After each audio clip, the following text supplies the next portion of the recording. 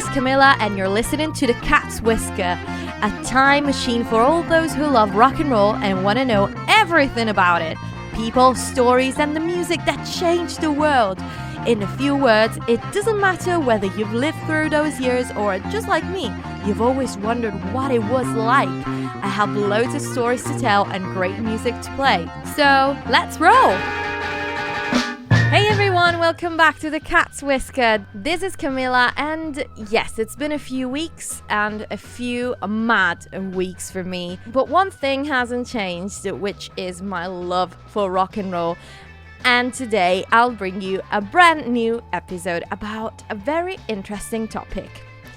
As you know, The Cat's Whisker is a rock and roll podcast, and when I've talked about the history of rock and roll in the past, or what was the first rock and roll song, my journey always started in the US. Rock and roll has now become a term with a wider definition than it used to have. When it was popularized, it was simply a new music genre that, in its purest form, was around from the mid to the late 50s. But the truth is, rock and roll as a term is still so popular because ever since that new music was introduced, it didn't take long before it became a full lifestyle. I know you know all these things. I always talk about how rock and roll changed everyone's lives, or I want to believe so. But believe it or not, even the UK had something to say on the matter. Historically, the music that changed the world after American rock and roll is clearly the wave of beat music brought by the British invasion. But today I want to talk about No Man's Land, the short and yet vivid phenomenon of British rock and roll. When rock and roll exploded in America, the UK market had to find a British answer to it. Films like Blackboard Jungle or Rock Around the Clock and all Elvis's films were resounding successes. And even if the BBC wasn't really keen on rock and roll, this new music was now in high demand all across the country. And to capitalize on this new phenomenon, the music industry chose the easy way first. Tons of session musicians replicated note by note Little Richard, Chuck Berry, and many other songs that were selling 100,000 records. But you see, what I love about rock and roll, and well, what people loved about rock and roll, and that's the reason why it emerged in the first place and became a music that we still love to this day, is the enthusiasm, the feel. It's hard to explain, but as lawyer Potter Stewart said in 1964 about pornography, I shall not attempt to define it, and perhaps I could never succeed in intelligibly doing so.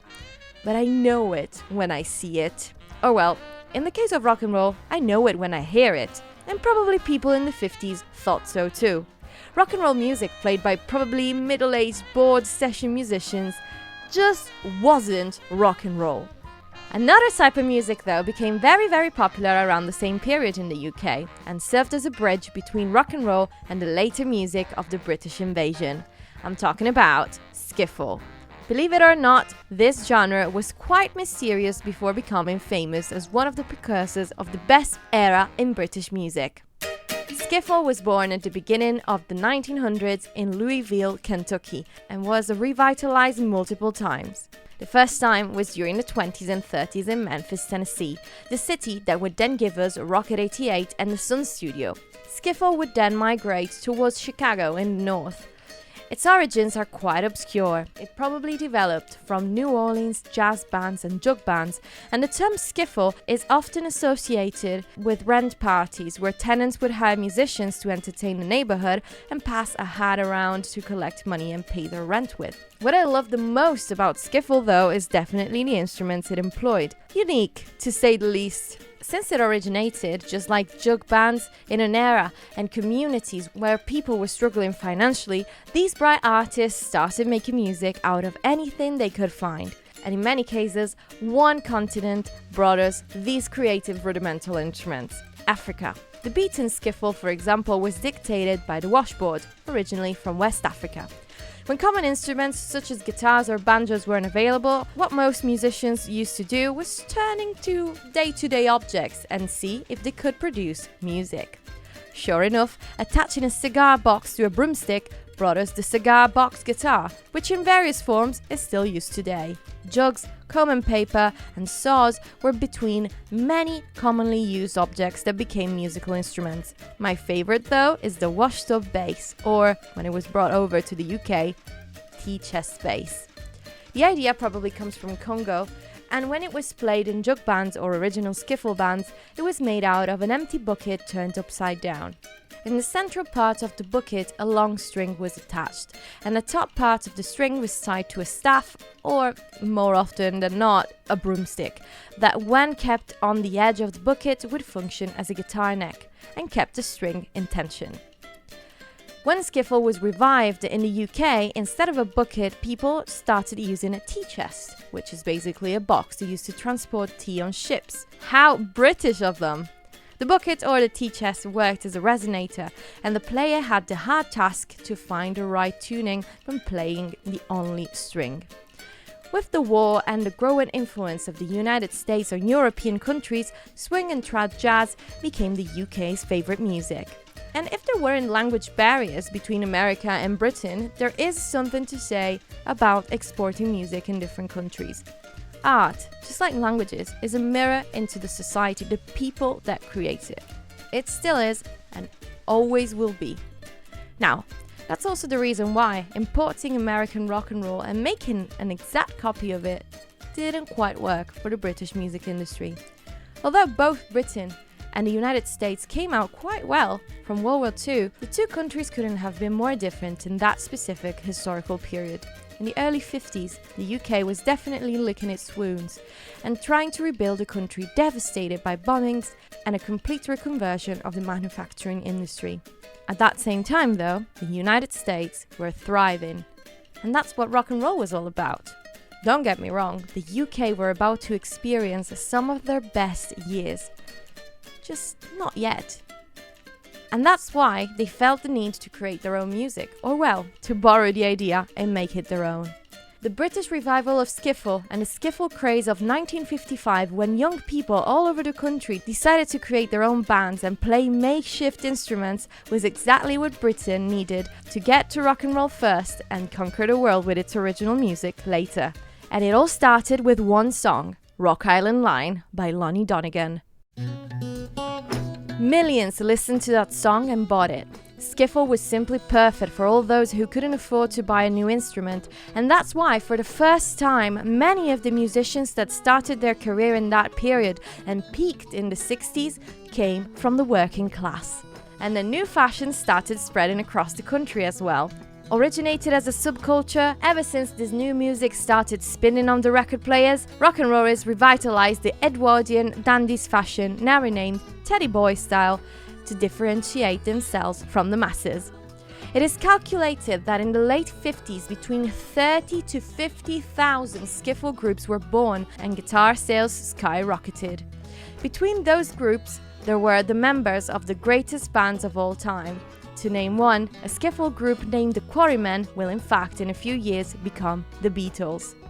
And in London, two Soho coffee bars in particular saw the development of skiffle music into the first wave of British rock and roll, the Two Eyes and, hear this, the Cat's Whisker.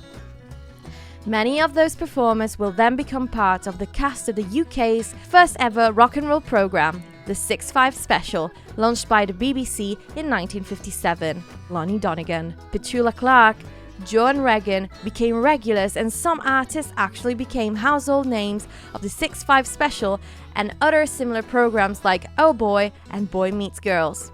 Stars of all these programs would be the Dallas Boys, which are also considered Britain's first boy band, Wee Willie Harris, Marty Wilde, Tony Sheridan, Vince Taylor, Helen Shapiro, Cuddly Dudley, the first British black rock and roller, and Tommy Steele, who in 1956 released one of Britain's first rock and roll hits, Rock with the Caveman. And that's how the first era of the British rock and roll teen idols started. And then when the program Oh Boy began in 1958, the bill became bigger and bigger. One day, a boy named Ian Samuel was riding on the 7:15 London bus on his way to Chestnut to rehearse with his band. While on the bus, he wrote a song and handed it to one of his bandmates a few minutes later. The song was called Move It, and the bandmate was Cliff Richard. Not long after, Richard and the song were featured on Oh Boy, and he became one of the biggest singers in British music history. The song topped the charts in 1958 as him and his backing band, the Drifters, who then became the Shadows to avoid any legal conflict with the American band of the same name, were something new and interesting on the music landscape. Even if Cliff Richard was actually marketed as the new Elvis, another act that emerged not long after was probably the one that people remember the most as the British response to Elvis, Liverpool-born Billy Fury. I honestly don't really like it when people is labeled like the new, enter famous musician name, or the Italian, enter another singer name. So, now hear me out. Artists tend to influence each other. That's how art evolves. And I know that calling a band the new whatever is marketing. It's a way to categorize a new artist and create interest in an existing fandom.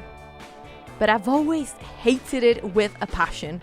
It belittles both artists in a way, suggesting that the established name wasn't that unique after all, and that the new one is just copying somebody else. And interestingly enough, Tommy Steele as well had already been advertised as the new Elvis. A family-friendly version of Elvis though, since his performances didn't really have much in common with the King's ones. Then Cliff Richard, as we said, was the new Elvis, but he then changed his image very quickly. Billy Fury, on the other hand, had less inhibitions on stage and his moves were way more provocative. He became one of the first proper rock and roll idols in Britain, sometimes even collaborating with brilliant guitarist Joe Brown. And something that actually makes him very, very different from Elvis, Billy Fury was one of the first rock and roll stars to write most of his hits. One of his first self-written singles comes from 1960, and he said that he was inspired to write this song when he was working at the docks in Liverpool, and one day during one of his breaks he went to the cinema and watched a film called Colette. And then he wrote a song, Colette. And honestly, this could have easily been a hit for the Everly Brothers. And finally, in that same 1960, a group released a song that quickly became number one, Shakin' All Over by Johnny Kidd and the Pirates. It is considered a cornerstone of British rock, because for the first time this music wasn't emulating American rock and roll. It wasn't another Elvis, in a few words. It was simply something new. The band didn't end up being particularly successful, but it definitely left an impression on many musicians in their formative years. Musicians that would soon show the world that Britain could rock. Thank you very much for listening to this episode. I really hope you liked it. Not many people actually talk about British rock and roll. I guess mostly because when British bands played rock and roll, they were mostly playing covers. Like I'm thinking about the Beatles and the songs that they played both in Hamburg, at the Cavern, and on their first albums. They were mainly songs by Chuck Berry or written by Goffin and King, or even live at the BBC. There weren't really many British songs, although they used to play Shakin' All Over, so there you go. Thank you very much for listening again, and remember to follow me on Instagram at The Cat's Whisker. I am really happy because I just hit 1,000 followers, which I know for many of you might not be much, but for me is absolutely a big achievement, and I'm really happy, and I really want to thank you all. And you can also follow me on TikTok. You can listen to the podcast on all the podcast apps and also on YouTube, where I also post other videos. Thank you very much for listening, and I'll see you next week. Ciao!